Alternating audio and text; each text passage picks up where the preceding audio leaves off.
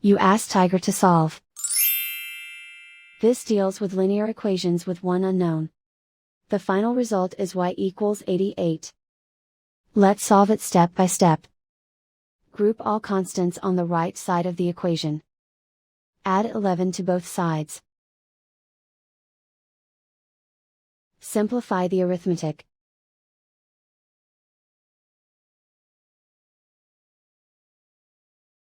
Isolate the y.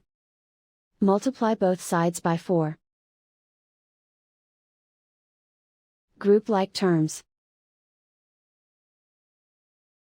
Multiply the coefficients. Simplify the fraction.